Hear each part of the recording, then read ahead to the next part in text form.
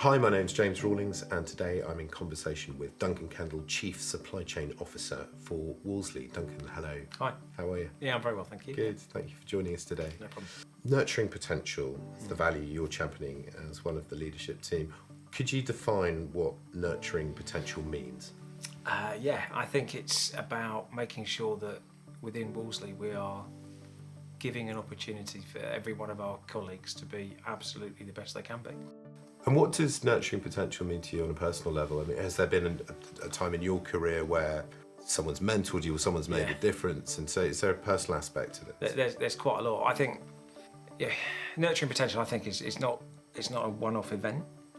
So I think it's important right from induction and onboarding someone that you're really starting to think about that. You know, one of the best parts of my job is I have to hand out long service awards. And I've recently done quite a big batch of 20-year service awards in our distribution centre in Melbourne. And the guys there, these people that you're handing this award to know lots and lots of stuff. And getting them to share that knowledge and expertise with new people into the business is really important. You know, nurturing the potential in them by sharing knowledge. I think I've just read that 1 in 4 of the people that have been on an intervention, be it a talent booster or a professional qualification, have been promoted since we started that scheme a year ago. So that made a big difference to me. I mean, really early on in my career, I joined a graduate training scheme in the early 90s and, got stuck on a list somewhere.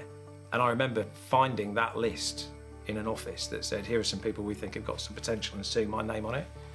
I remember thinking, well, no one's ever told me that. Yeah. But what a difference that made to how I felt about me. So since then, I've been thinking, well, actually, it's much easier rather than put it on a list and hide it in a drawer.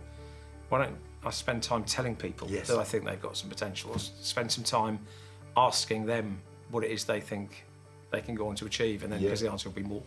What do you say to any colleague who says, I mean, is this something you're really serious about, or are these platitudes, or is this a box ticking exercise?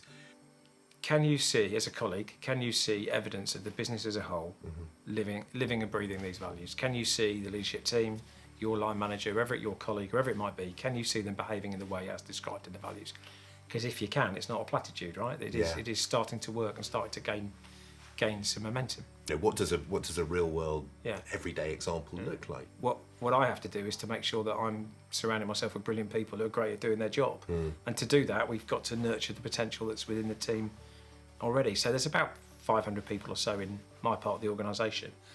And one of the things we've done for the last 2 years probably is we've made sure that 100% of those people, without fail, every last colleague is getting a review twice a year, making sure that they're having a really open, honest, quality conversation with their line manager about how well they're doing and what it is we believe they can go on to do. Yeah. And that I think is a big deal, using the tools that are already in place, making sure we're promoting everything that's available to colleagues, which is significantly more than it was when I joined 3 or 4 years ago.